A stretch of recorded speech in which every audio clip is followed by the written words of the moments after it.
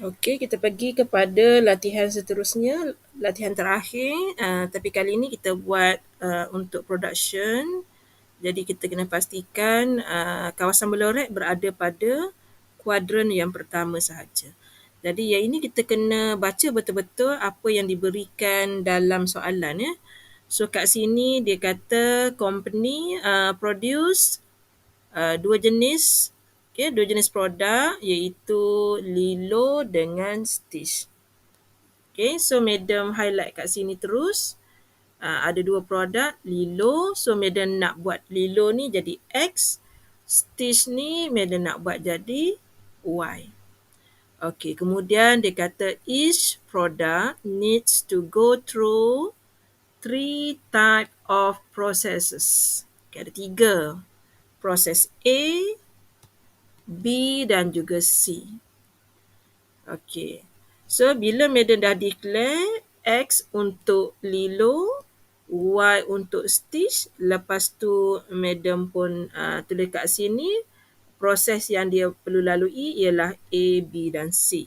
Itu daripada ayat kat sini lah. So kita wakaf dekat sini, kita tulis dulu dalam jadual. Okey, kemudian kita sambung lagi. The time that is required to produce a unit of Lilo is 12 minutes. So ayat yang seterusnya dia cerita untuk Lilo ambil masa 12 minit. Untuk proses A, 6 minit untuk proses B dan 3 minit untuk proses C. So madam wakaf dekat sini, kita tulis dulu maklumat. Okey, Lilo, untuk buat Lilo, proses yang ini ambil masa 12 minit. Proses B 6 minit dan proses C 3 minit. Itu ayat yang warna biru. Okey, kemudian madam sambung ayat warna pink. Sekarang dia cerita pasal Stitch pula. 693 minit diperlukan untuk 693. So madam tulis sekejap 693 masa yang diperuntukkan untuk proses A, proses B dan juga proses C. 693. Okey, selesai. Kat situ sambung lagi. So tadi kita berhenti kat sini. Okey, kita sambung lagi. Kita pergi warna purple pula. So kat sini masa yang diperuntukkan untuk proses A 120 jam. Kita kena hati-hati. Tadi kita cerita pasal minit, tiba-tiba keluar perkataan 120 jam. So kita kena darab dengan 60 minit lah.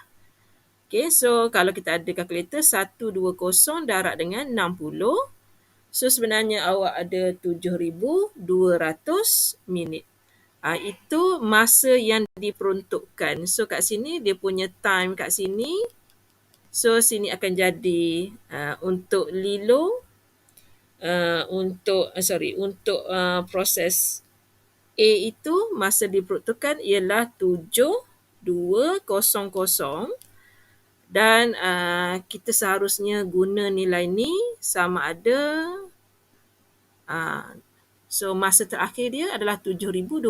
Kalau guna kurang daripada tu tak apa, lebih tak boleh. Okey, so kat situ selesai. Kemudian yang ini 120, proses B 90, C 35. 90 darab dengan 60, so dia jadi 5,400. Okey, untuk proses C tadi 35. So dapat 2100. Okey, iaitu bila madam dah baca sampai sini. Maka tibalah dia ada kata kunci untuk kita panggil objective function. Ni profit. Itu kata kunci dia. Untuk Lilo RM3 dia punya profit. Satu tu RM3. Untuk Stitch RM5. So bila kita cerita pasal profit, so untuk Lilo tadi RM 3 untuk stitch, RM 5 dia punya keuntungan. Okey, so dah sampai sini. Kemudian dia pun dekat ayat terakhir biasanya baru dia cakap. X dia nak kita represent untuk lilo, Y untuk stitch. Tapi kita dah ambil langkah berjaga-jaga, awal-awal lagi kita dah buat. Okey, sekarang kita nak jawab soalan A. Tak jawab lagi soalan, nak jawab A. Dia suruh kita tulis semua constraint yang ada. Constraint ni maksudnya system of inequalities lah. Tulis semua yang ada. Okey, so bila nak jawab soalan A, so yang pertama kita nak cerita pasal proses A. Proses A. So kita ada tadi 12 untuk X tambah dengan 6Y dan masa yang diperuntukkan tu kita tak boleh lebih daripada masa tu. Okey, selesai. Manakala yang ini 6X tambah dengan 9Y kurang sama dengan 5400. Seterusnya 3X tambah dengan 3Y kurang sama dengan 2100. Itu kalau contohnya masa exam 2 jam. Katakan pelajar dia cuma ambil masa 1.5 jam je untuk siap. So dia tak bersalah lah. Masa yang lebih tu maksudnya semak. Kita tak boleh masa menjawab exam 2 jam tapi kita nak jawab 2 hari. Kita nak jawab 2 hari soalan tu, tak boleh. Paling tinggi pun masa tu saja, kurang tak apa. Okey, selain daripada 3 perkara ni, sebab ia ini tentang production, so kita kena ada X lebih besar sama dengan kosong dan Y lebih besar sama dengan kosong. Sebab production tak boleh nilai negatif. Tak boleh nilai negatif. Okey, manakala untuk objective function, kita pergi kepada profit tadi. Okey, profit sama dengan keuntungan untuk lilo tadi RM3. Untuk stitch tadi RM5. Ini dia objective function. Okey, selesai soalan B. Kemudian Madam dalam proses nak lukis graf.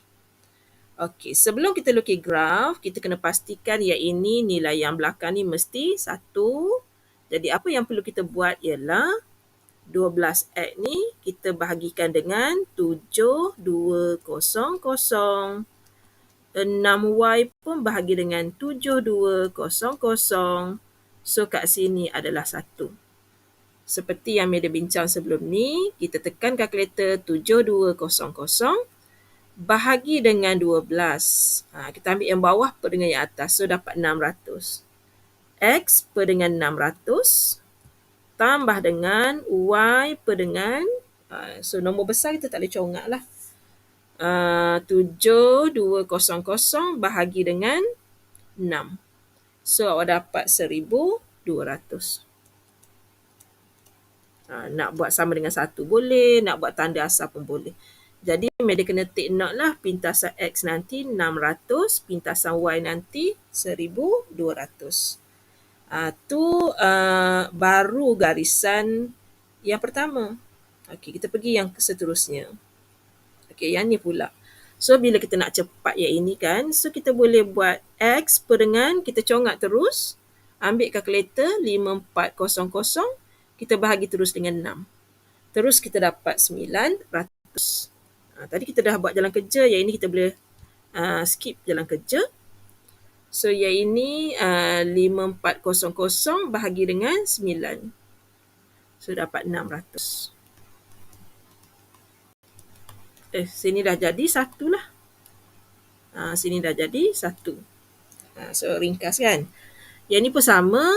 X per dengan, kalau nombor besar tekan kalkulator. 2100 bahagi dengan 3. So Madam dapat yang ini 700. Untuk pintasan Y pun 700 kurang sama dengan 1. Okey, so kita ada garisan pertama. Ni garisan pertama. Garisan kedua automatik dah ada. Garisan ketiga. Garisan keempat. 4 garisan ke